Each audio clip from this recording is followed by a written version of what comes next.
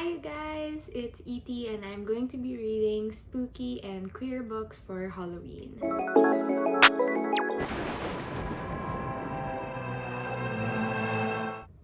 So Halloween is a great time for sweets, scaries, and slutty costumes a la the plastics from Mean Girls. And one of the things that I think goes well with Halloween and horror is queers. They go hand in hand not because the real world terrorizes them and discriminates against them. Not that, but because the gays love the scaries for some reason. Horror is a great way to explore racism, homophobia, and transphobia, probably why the gays are drawn to queer-coded horror movies or horror movies with homoerotic subtext like Jennifer's Body and Interview with the Vampire, which is one of my favorite films and books of all time. Since I love horror with queer-coded characters and homoerotic subtext so much, I'm interested if that experience would translate to books, hence why I thought of reading queer and spooky books this Halloween season 2021. The three books I'll be reading for this challenge is first is The Cemetery Boys by Aiden Thomas. This is a young adult book about a trans boy determined to prove that he's a real brujo to his Latinx family by summoning a ghost who coincidentally refuses to leave. The second one is A Lesson in Vengeance. This is a thriller about an all-girls boarding school haunted by its history of witchcraft and murder. I'm really excited for this one. I came from an all-girls school back in high school, and we had our own myths and legends about crying ladies and evil nuns haunting the school. So I'm curious to see if that would be a universal myth for all-girls school all over the world. The last book I'm going to read is A Dowry of Blood. This is a gay reimagining, a sapphic reimagining of the story of Dracula's brides. I love vampire fiction, and Twilight is to blame for all of that.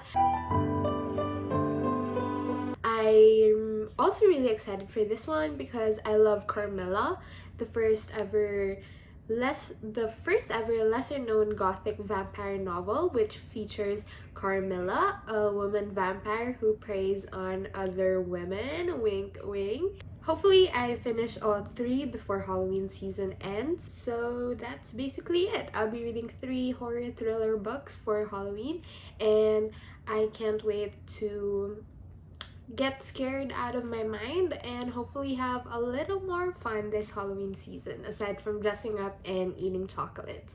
So I'll check in with you guys when I'm done with all the books, and have a happy Halloween. Hey you guys, I'm back. I'm in my Coraline Halloween costume and I'm ready to talk about the 3 books I've read in October. As a mood reader, this has been a real challenge for me because reading 3 dark books back to back to back for 3 weeks has not been good for my mental state. But then again, I asked for this and it's Halloween, and I really thoroughly enjoyed the past 3 weeks. So the first book I read was Cemetery Boys by Aiden Thomas. I first saw this book on TikTok where it was being hyped up for its trans representation and unique fantasy elements, and after reading it, I get it. Yadriel, the main character, is a young trans boy who is literally such a lovable character. He always acts so tough and buff and intimidating, but I just know he's a fluff ball, and if he were a real person, which sadly he's not, I would love to give him a hug and let him know that it's totally alright to release his inner fluff ball. Even though I would love to hug him, I know he's such a tough person for standing up every day to his traditional Latinx family to assert his identity as a trans boy. So that's what I really admired about him, and we love him for that. What I really love most about this book is that it has such well-written characters that I think they're real people. They're written so well in such a nuanced way. They're not flat at all. They're multidimensional. I also saw the author describe this book as empowering escapism for marginalized readers. It's obvious that the author knows how to write minorities and aren't just using them for diversity points or to fill up the word count of the book. I also loved this one quote from Yadriel. Let me pull up my Kindle and look for it. He was talking to Julian, the other male lead, and they were talking about how Yadriel has to prove himself to his family both as a boy and as a brujo. And Julian was like, why do you even have to prove yourself? You're probably not even the first trans brujo to make it in this family or in this lineage, in this culture. And then Yadriel's inner dialogue goes, he spent so much time feeling isolated, convinced that he was a one-off, an outlier, no one knew what to do with. He never considered that somewhere along the line there had been other brujex like him. And it really reminded me of that quote from Sappho that said, someone I tell you in another time will remember us. I really love that for queer readers because it's comforting to know that you're not the first and certainly you will not be the last. With all of that being said, this is a Halloween challenge and I wasn't really scared of this book. There wasn't a lot of horror or scary or creepy elements to it, and I personally wouldn't classify it as horror. At first I thought it was going to be since the title has cemetery in it, but it's not. Instead, I'd probably say it's more a romance fantasy. I don't usually read romance, but this one got me squealing, screaming, crying for real. That's how good the romance was. And I'd really recommend it to people who are looking for something along the lines of fantasy, but also coming of age and romance as well. Again, I just really have to say I enjoyed the romance so much. I'm not someone who reads a lot of romance, so maybe the bar is low, but I really did enjoy it. And I got so kilig over it. I can't. Overall, this book is a really good read for someone who loves adventure and mystery and wants a happy, lighthearted ending. It was not that scary, but that didn't deter me from enjoying the book. It's still fun and exciting and definitely a step in the right direction for trans representation and own voices in literature. So I'll give Cemetery Boys a 4 out of 5. The next book that I read definitely upped the horror and creep factor. This is A Lesson in Vengeance by Victoria Lee. This is a slow-paced book, but when it picks up, it picks up. Like, I could not, when it starts picking up, I could not stop reading. I could not put my Kindle down. This book is about Felicity Morrow, a girl who goes back to the boarding school where her girlfriend died and where everyone in the school thinks that she was the one who killed her girlfriend. Reading this book was a little like reading a literary novel. It's obvious that Victoria Lee knows and mastered how to put words together. And another thing I liked about this is that it's a good source for horror literature written by women. It had a lot of name drops from Shirley Jackson's Haunting of Hill House, We Have Always Lived in the Castle, to Helen Oyeyemi, and Rebecca by Daphne du Maurier. Daphne du Maurier. Among many others, those are just some examples that come to my mind. Like, literature nerds would eat this up. However, I, as a simpleton, reading all of this, was left feeling a little bit dumb. The story even gets meta with Felicity Morrow's senior thesis, where she researches how mental illness has been used to create suspense in classic horror literature, while she, a mentally ill girl, is now in her own story, in her own life, unable to discern the facts from fiction. However, the two main problems I had with this book is that first, it requires you to suspend your disbelief a lot. In this story, there are high school age prodigies planning murders, quoting Shirley Jackson, discussing and reading extensively on existentialism and literature theory, even though there's not a lot of studying going on, so I'm not sure how they came to know of it. If it were aged up a little bit, like if the story was set in graduate school, that would have been believable, but in high school, I'm not sure. Back in high school, my own thesis used blogs as sources, so I don't think I could have made parallels of feminine hysteria in literature to real life misogyny, so I just could not find it believable. But maybe that's a thing for other smart people, just not me. Again, simpleton. The second main problem I had is just the whiteness of it all. This story takes place in a boarding school full of privileged, rich white girls, and I could not relate. I feel like the way the author wrote the very few diverse characters was a bit pandering and heavy-handed. Like, it goes like, oh my gosh, you're the only black girl here.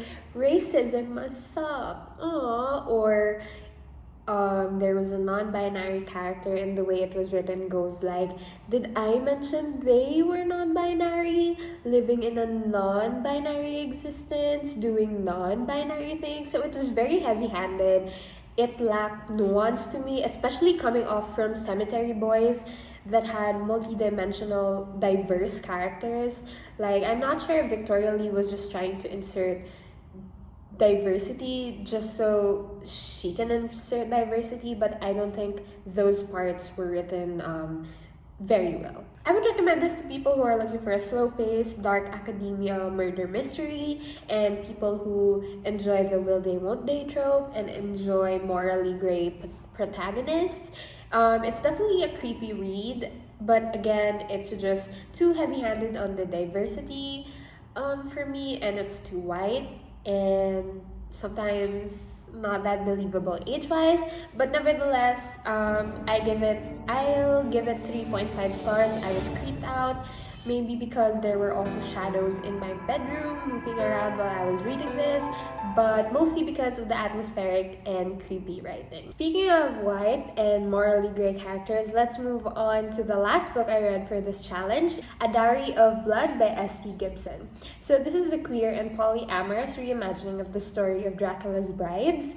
While searching through the internet about this book, I actually found out that in the original, in Bram Stoker's version, the brides were unnamed and were just used as metaphors for all of the bad things that happens to humans when they come into contact with vampires. So even though it's not exactly canon, I'm happy that this book gave me a glimpse of what it was like to be one of Dracula's brides. So the story is about Constanta, the first bride, and the other two brides, Magdalena and Alexei. It's a horror book, it's a suspense book. I really loved it. Of the 3 books I've read, it's my favorite. But one complaint I have, and I will stand by, is that I wish it was longer, and I wish it wasn't so fast-paced. The book covers a span of centuries or millennia even, but it all just happens in 200 pages or less. Because it's so fast-paced, a lot of the stuff happens behind the scenes, like Dracula meeting the other brides, Alexei and Magdalena. So I wish we could have seen a lot more of that, how differently Dracula approached the other 2 brides compared to the first one, how the relationship between the brides developed as well, because the way it was paced, it came off as insta-love. It's a no for me. I really wish we had explored the relationship between the 3 of them, the relationship between Magdalena and Constanta, Magdalena and Alexei, Alexei and Constanta. Like A Lesson in Vengeance, the writing here is lyrical, atmospheric, and almost literary in a way, which is a big accomplishment because a lot of the stuff here is violence, and it takes guts and it takes real brain power to make violence lyrical and majestic and sometimes even dreamy. out of the three, I already said it's my favorite, but it's also the scariest because of the violence that occurs here. Like, it really goes in on torn up bodies, which veins or arteries contain the most blood, fangs sinking into flesh. It goes into detail about all of that. One of the other things I loved is Alexi's character. He's the total anathema to Dracula's abusive, traditional, and really old character. Plus, hello, surprise, a little bit of a spoiler, but surprise, Alexi is a boy, so he's the third bride, but he is a boy, which is like, wow, gender bending. Towards the end of the book, Alexi's character also kept the plot moving, and I love that we get to explore how a young vampire copes with the new world, because the other two brides, Magdalena and Constanta, belong to the old world. But with Alexi's character, we get to explore 1940s and beyond. So I really love that. There's not a lot to say about this book. Again, it's so short, it's so fast paced, but it's such a good, fulfilling read. I actually have a book hangover right now. I just finished it 2 days ago, but I can't pick up any other book because I'm still thinking about it. I'm still wishing that it was longer, but this was such a great read and such a great way to cap off the month of October for me, and the challenge as well. So that's basically it. I'll be giving a Dowry of Blood 4.5 stars. Just knocked off a half star because, again, I really wanted to read more of this. I would recommend this for everyone who is interested in vampires, polyamorous relationships, queer relationships, abusive relationships. That's how this challenge ended. I really enjoyed reading spooky and queer books this October 2021. This is something I've never tried before. Usually I'm into queer fantasy and not queer horror. Not a lot of my reads were scary, but it was a good read nonetheless for October 2021. And I hope if you guys decide to pick these books up because I said so, you'd remember me. And yeah, before I end this video, I really just want to say thank you to everyone who watched my first one, my booktube newbie tag video. I really appreciate all of you, and I hope you guys support me all throughout my booktube venture. Again, it's all for shits and giggles, but I'm really having fun and I hope you guys are too. So that's it. Have a spooky Halloween, and I hope nothing scary happens to you guys, and no one sews buttons into your eyes, and your parents don't get replaced by other parents, and that you don't get trapped in the Beldam's lair. So bye!